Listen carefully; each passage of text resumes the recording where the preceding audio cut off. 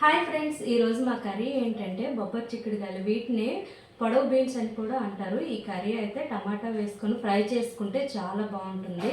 వీటిని అయితే ముందుగా మనము చిన్న చిన్న ముక్కలుగా అయితే కట్ చేసుకోవాలి.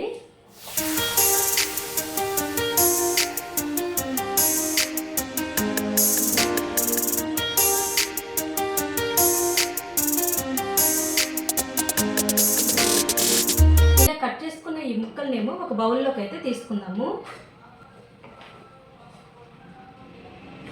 ఈ ఎండల కారణంగా మేమైతే త్వరగా వంట అయితే చేసేస్తున్నాము. ఎందుకంటే ఈ ఎండలకు అసలు తట్టుకోలేకపోతున్నాము. అందుకే 9 o'clock కల్లా మా వంట అయితే క్లోజ్ అయిపోతుంది.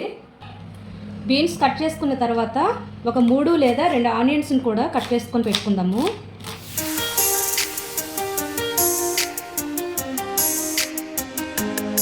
ఇలా ఆనియన్స్ కట్ చేసుకున్న తర్వాత ఒక 3 పచ్చిమిర్చీలను అయితే తీసుకొని కట్ చేసుకోవాలి. ఇవైతే చాలా ఘాటుగా ఉన్నాయి, అందుకని నేను 3 పచ్చిమిర్చీలు మాత్రమే తీసుకున్నాను. ఇప్పుడు వీటిని పక్కన పెట్టి టమాటాలను కూడా కట్ చేసుకుందాము. ఇక్కడ నేను 6 టమాటాలను అయితే తీసుకున్నాను. ఎందుకంటే మనము ఈ కర్రీలో వాటర్ వేయం కదా, టమాటాలు ఎక్కువగా ఉంటే ఫ్రై అనేది బాగా వస్తుంది మనకి. ఇలా టమాటాలను అయితే చిన్న చిన్న ముక్కలుగా కట్ చేసుకుందాము. ఇక్కడ మనకి టమాటాలు కూడా కట్ చేసాము, వీటిని కూడా పక్కన పెడదాము. ఈ బీన్స్ ముక్కల్లో వాటర్ వేసుకొని వీటిని అయితే నీట్గా వాష్ చేసుకోవాలి.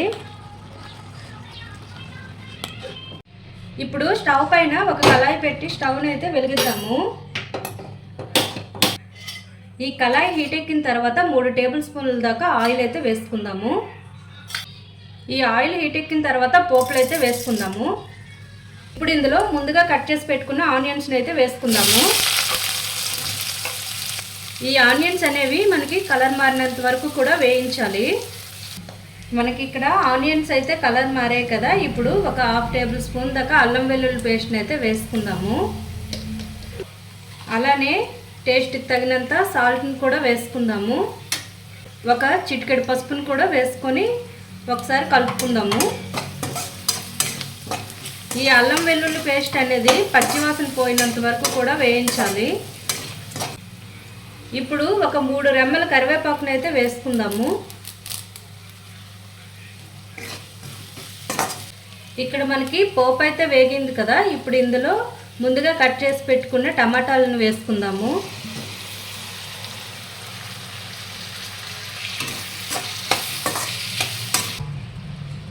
ఈ టమాటాల పైన మూత పెట్టి టమాటాలను అయితే ఉడకనిద్దాము.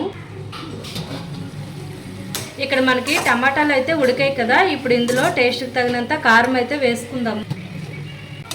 కారం వేసుకొని ఇంకొకసారి కలుపుకున్న తర్వాత ముందుగా మనం కట్ చేసుకున్న బొబ్బరి చిక్కుడుకాయలు ఉంటాయి కదా, ఆ చిక్కుడుకాయ ముక్కలను అయితే ఇందులో వేసుకుందాం.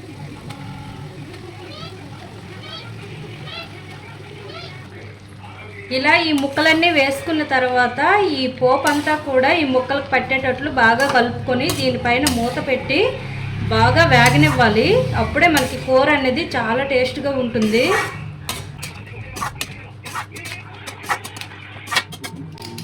ఇప్పుడు దీనిపైన మూత అయితే పెడదాము. ఈ కూర అనేది మనకు మాడిపోకుండా ఉండాలంటే మధ్య మధ్యలో తీస్తూ కలుపుతూ ఉండాలి, లేదంటే అడుగు మాడిపోతుంది. ఇక్కడ మనకి చిక్కుడుకాయ కర్రీ అయితే రెడీ అయిపోయింది. ఈ కర్రీ అయితే మనం వేడివేడి అన్నంలో కలుపుకొని తింటే భలే టేస్ట్ ఉంటుంది. ఇక్కడ మనకి టేస్టీ బొబ్బరి చిక్కుడుకాయల కర్రీ అయితే రెడీ అయిపోయింది. ఈ వీడియో కనుక మీకు నచ్చినట్లయితే లైక్ చేయండి, షేర్ చేయండి, సబ్స్క్రైబ్ చేసుకోండి. మరికొన్ని వీడియోలతో మళ్ళీ కలుద్దాం. Thank you for watching. Bye bye.